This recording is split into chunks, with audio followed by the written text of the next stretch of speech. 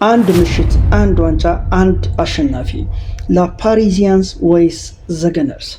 ከ71 ዓመታት በፊት ጅማሮን ያደረገው የአውሮፓ ሻምፒዮንስ ሊግ የ2025-26 የውድድር ዘመን ፍጻሜውን ሊያደርግ ቀን ተቆርጦለታል። በፈረንሳዩ የላፓሪዚያን ኩራት ፓሪስ ሰን ዠርመን እና በለንደኑ አርሰናል መካከል የዘንድሮ ውድድር ፍጻሜውን በሃንጋሪዋ መዲና ቡዳፔስት 67215 ተመልካች የመያዝ አቅም ባለው ፑሽካሽ አሬና በአሜሪካውያኑ የሮክ ባንድ ዘ ኪለርስ ሙዚቃ የመክፈቻ ስነስርዓት ጅማሮውን ያደርጋል። የፈረንሳዩ ክለብ ፓሪስ ሰን ዠርመን በሂደት የአውሮፓን እግር ኳስ ለመቆጣጠር ቆርጦ የተነሳ ይመስላል። በ2020 ለፍጻሜ በመድረስ ጅማሮን አድርጎ ነበር። በወቅቱ ግን አልተሳካለትም። በባየር ሙኒክ 1-0 መሸነፉ ይታወሳል። በጊዜው በቀደመው ተጫዋቻቸው ኪንግስሌይ ኮማን ግብ ማስተናገዳቸው የማይረሳ አጋጣሚ ነበረ። ጥረታቸውንም በማስቀጠል በ2025 ለፍጻሜ በድጋሚ መድረስ ችለዋል። በዚህ ጊዜ ግን በፍጹም ባልተጠበቀ መልኩ ኢንተር ሚላንን በፍጻሜው 5-0 በማሸነፍ በአውሮፓ ሻምፒዮንስ ሊግ መድረክ የመጀመሪያ ዋንጫቸውን ከፍ ማድረግ ችለዋል።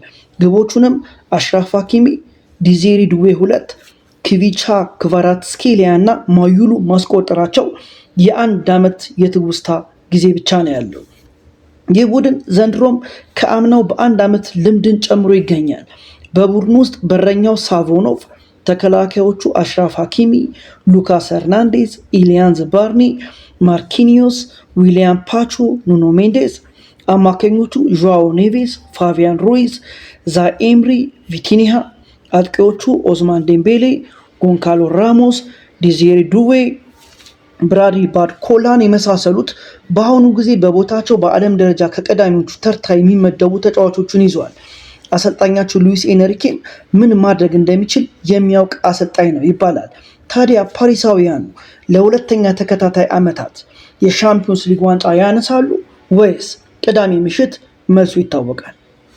የፓሪሱ ክለብ ተጋጣሚ አርሰናል ዘንድሮ ከ22 ዓመታት በኋላ የእንግሊዝ ፕሪሚየር ሊግን ከፍ በማድረግ በጥሩ መነሳሳት ላይ ያለ ቡድን ነው።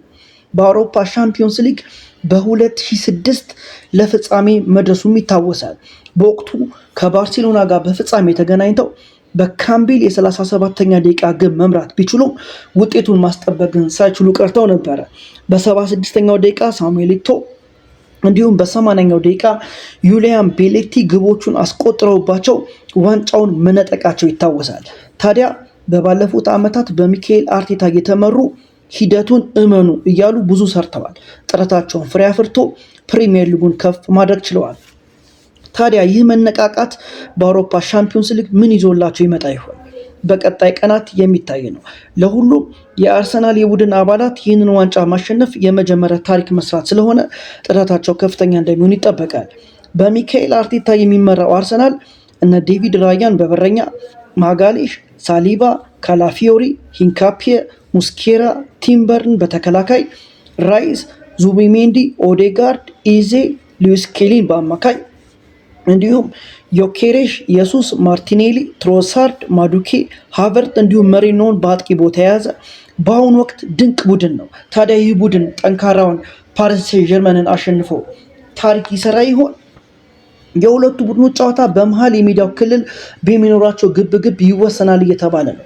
የትኛው ያሸንፍ ይሆን? የፓሪሱ በቪቲኒያ፣ ኔቬስ፣ ፋቢያን ሩይዝ የሚመራው ወይስ በራይስ፣ ኦዴጋርድ፣ ሉዊስ ኬሊ የሚመራው አርሰናል? ለአርሰናል ተከላካዮች እነ ዴምቤሌን፣ ክቫራትስኬሊያን፣ ዱዌን ማቆም የአቋምን 100% በላይ ሆኖ መገኘትን ይጠይቃል። ያደርጉት ይሆን? ይህንን እጅግ ተጠባቂ ጨዋታ ጀርመናዊ ዳኛ ዳንኤል ሲበርት እንዲመሩት ተመድቧል።